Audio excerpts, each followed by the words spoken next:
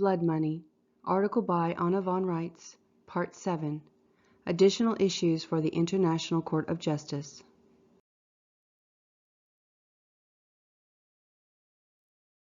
People often assume that the fiat currencies are worthless and not backed by actual assets, but they are. These currencies are backed by the value of labor, services, patents, trademarks, and other intellectual property. We call them blood money because they derive their value from the attributes of living people, from our energy, our skills, our labor, our inventions, our performances, our talents, etc. So, everyone needs to stop this idea that the fiat currencies are worthless. The truth is that they are of great value. The further truth is that they were constructed via the use of deceit and fraud to capture their value. People did not knowingly and willingly line up and agree to donate these assets of theirs for the benefit of any corporation in the business of providing them with governmental services, and therefore did not enter into a private tax agreement with the Holy See or the Vatican or any other entity, including the Republic of Italy. That is the rub. At this point, the perpetrators of this scheme to latch on to the value of our intellectual and energetic property assets have racked up a huge deficit, as they took advantage of the credit they established for themselves based on our intellectual and energetic property assets and never paid anything back. The way that a debt-credit monetary system is supposed to work is as a zero-sum system. When you exchange a debt in the form of a promissory note, fiat money, for actual goods or services, you immediately establish an answering credit in the same amount. Think about what happens when you give your friend, Alphonse, a promise to pay for a plate of food. He receives your promise to pay, and you receive the food. It's a zero-sum transaction with both elements. The promise and the food are assumed to be of equal value, or you wouldn't make the trade. Of course, in real life, this voluntary trade of goods and services for paper promises to pay in the future is often coerced via the use of legal tender laws, which were imposed throughout most of the world in the 1930s. We forget that the USA Inc. was not the only major national corporation to go bankrupt at the same time.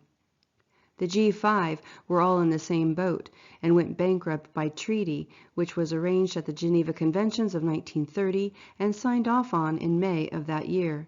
Franklin Delano Roosevelt was the American delegate who signed off on behalf of the USA Inc. Legal tender laws abuse the powers of government to force people to accept debt notes in lieu of any actual payment for their goods and services. Legal tender laws are fundamentally coercive and illegal, which is why those same governments all had to provide remedy for those of us who would not voluntarily accept this unequal exchange. In America, we have to denominate our financial transaction to be done in lawful money, or we are presumed to agree with the Federal Reserve Plan and to pledge ourselves and our assets in its support. None of this was ever explained to anyone.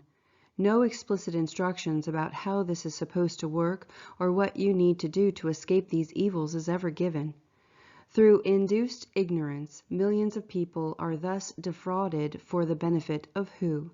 The bankers, the attorneys who set up the system, and most of all the robber barons and corporations, including the governmental services corporations that hatched this scheme. In such a system, the energy and power of the entire country is funneled to benefit the corporations by giving them tax breaks and transferring their debts onto the backs of the common people. The banks, meanwhile, are allowed to continue to operate, as is the Republic of Italy, as noted, as bankrupt entities, so that they have no risk or accountability for their part in this criminal madness. Their debts and liability, too, are simply passed off on to the same voluntary taxpayers. At the point that the taxpayers get seriously annoyed and revolt, there is a problem. But if it's just a few people, they may be jailed under the false presumption that they pledged themselves and their assets in support of the fiat currency and are contractually obligated to pay. Or If they are well enough connected, they may simply be shown the remedy provided to excuse this practice in the first place, patted on the head, and sent home. Essentially, they buy off the rich and famous by providing remedy under non-disclosure agreements, and keep the sheeple enslaved as voluntary taxpayers. In this way, the rich naturally get richer and the poor get poorer, simply because the rich and knowledgeable don't pay taxes and don't keep fiat money in their accounts, even though they appear to do so. Only the bank knows which clients denominate their transactions in lawful money and which ones don't. Now that you know the short history of this travesty, which has been implemented worldwide, you are prepared for the rest of the story. This system, and I use that word in the slang meaning of criminal racket, has been running more or less smoothly for almost 100 years. Generations of trusting, innocent people in countries worldwide have been targeted as the marks and presumed to be volunteer taxpayers. Because after all, though they may have grumbled and questioned things, they didn't avail themselves of the remedy and denominate their banking transactions as lawful money. To a judge in one of the ecclesiastical courts they foisted off on us, this appears to be a moral fault. You pledged your assets to this system and agreed to pay by acquiescence and failure to properly denominate your bank transactions as lawful money, and now you are complaining and refusing to pay? Of course, you are guilty in their view, and you are equally clueless. You have no idea that any of this crap is going on and no way to rebut it, either. The Pope volunteered all the municipal citizenry of this country as debt slaves, parishioners obligated to pay war reparations owed to the British King after the American Civil War. Then, in the 1930s, the British King's subjects in this country were similarly obligated to act as indentured bonded servants for the same purposes, and to pay war reparations resulting from the First World War. And both the Pope and the King conveniently conferred their foreign citizenship obligations on the clueless Americans, who were left in the dark and targeted as the scapegoats of the warmongers. There is, after all, no way of knowing or telling a person's political affiliations simply by looking at them. An American looks like a municipal citizen of the United States or a British territorial U.S. citizen as much as he looks like an American. So, our Papist and British territorial employees set up registration mills on our shores and falsely registered us all first as British territorial U.S. citizens and second as municipal citizens. That is, as U.S. corporations included as municipal citizenry under the infamous Diversity of Citizenship Clause. Presto changeo. Millions of Americans and Italians, Germans, Canadians, Irish, Japanese were unlawfully converted into foreign persons under color of law. These are gross commercial crimes and crimes of mercenary war being committed on our shores and throughout the world in contravention of both the Geneva and Hague Conventions. But if nobody complains, well, who's the wiser? Those who implemented this system aren't going to tell anyone what they did, are they?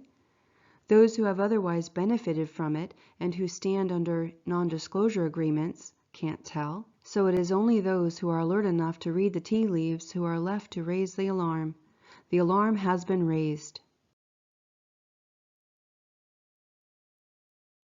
Now the rest of the story. This system has been operating for almost 100 years. An absolutely massive debt has been built up by the US Inc. and the USA Inc. and all the other corporations that have benefited from this system. That debt is owed to the American people and all the other people worldwide who have been coerced and defrauded and treated as municipal and territorial citizens under false legal presumptions in the form of prepaid credit. In this country, the U.S. debt is the American national credit. Who is going to pay it? It's already prepaid by us, by our parents, by our grandparents, and by our great-grandparents. At this point, the payback is just a change in accounting. The debtors have to be recognized as the creditors, and new currency has to be issued. Instead of trading debt, you trade in credit that has already been prepaid, just like a prepaid credit card. And as that credit was accrued via the payment of actual goods and services, nobody can complain and say that it isn't asset-backed. Think of it this way. They attempted to indebt generations of people who don't even exist yet, and to lay the debts of the present on our future progeny, while forgetting about what they owe to the past generations. We, standing in the present, are able to put a stop to the self-interested madness and call the cards. We have done so.